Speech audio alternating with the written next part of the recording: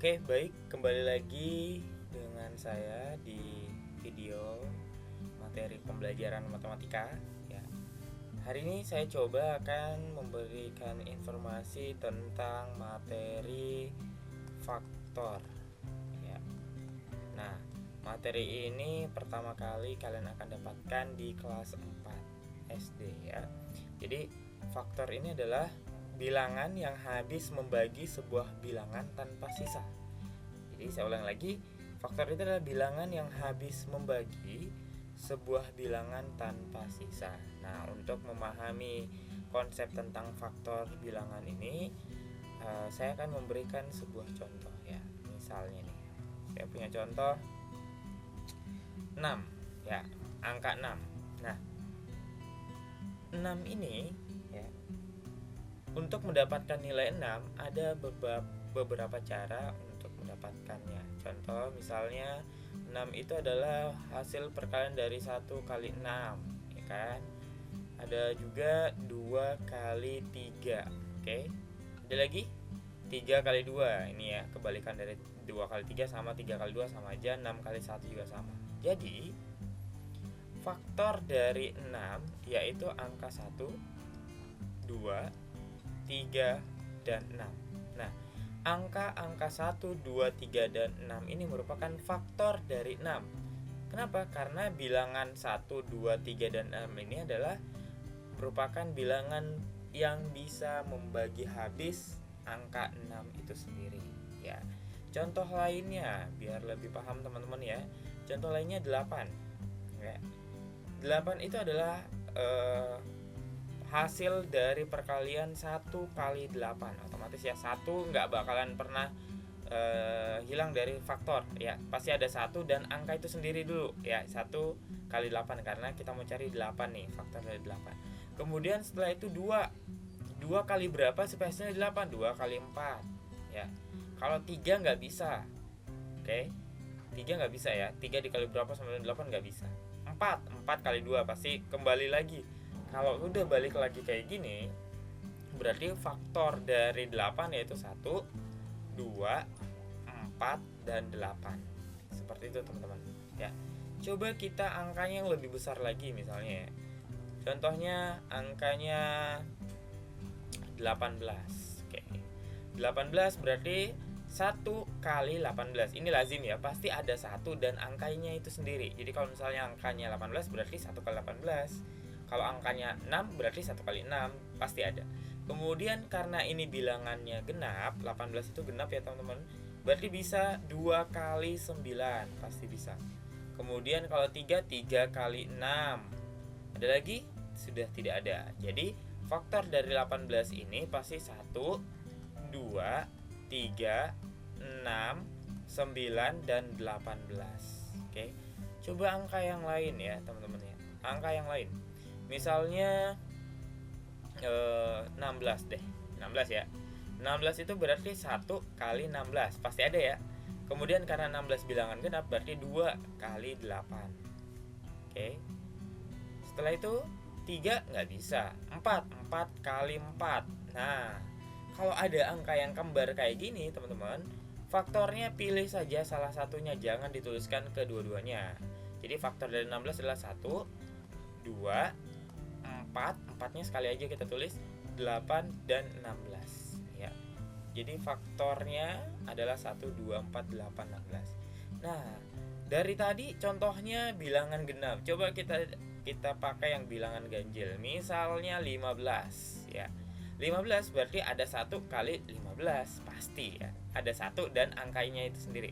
Kemudian 2 nggak bisa ya, karena bilangan ganjil nggak bisa kita kalikan 2 atau kita bagi 2 nggak bisa. Jadi berapa? 3 kali 5. Ada lagi 5 kali 3, kembali lagi ya. Berarti faktor dari 15 adalah 1, 3, 5, dan 15. Oke.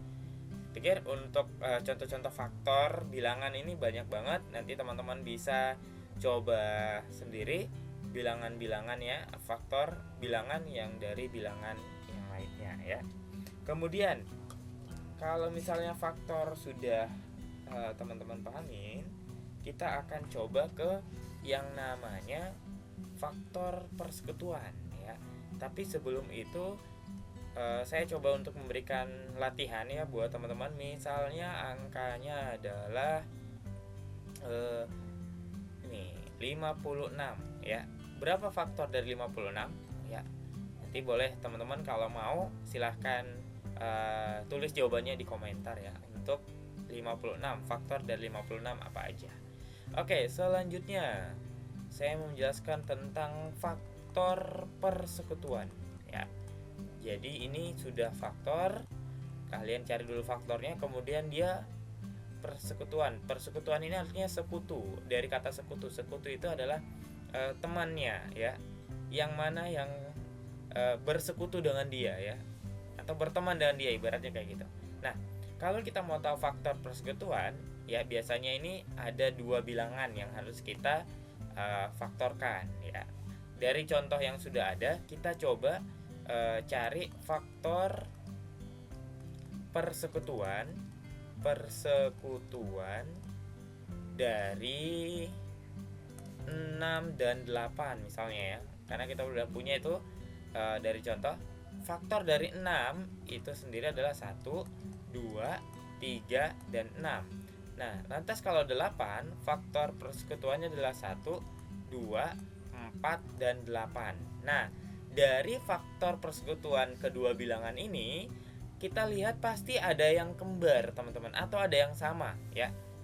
Yang sama itu ini 1 di 6, ini juga ada 1 di 8 ya, 2 di 6, 2 juga di 8. Nah, ini adalah angka yang sama ya di antara 6 dan 8 faktor persekutuan. Jadi bisa dikatakan bahwa faktor persekutuan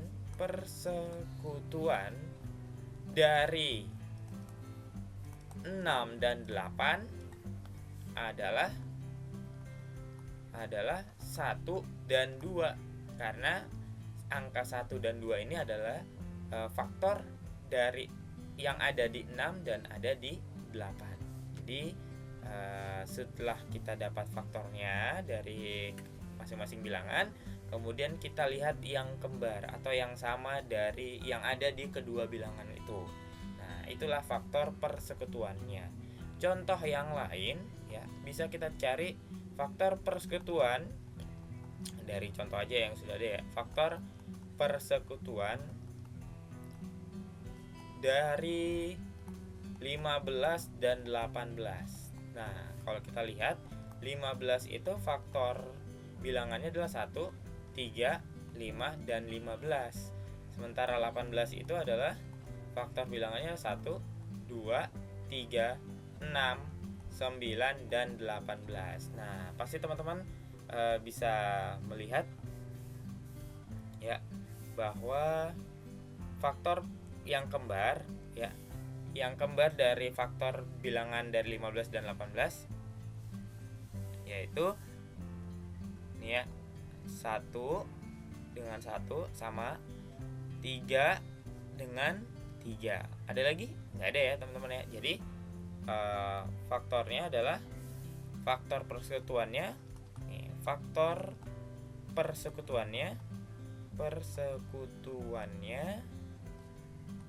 ya adalah 1 dan 3 ya. Kalau misalnya yang kembar itu banyak, lebih dari 2 angka atau 3 angka, ya silahkan tulis semuanya ya.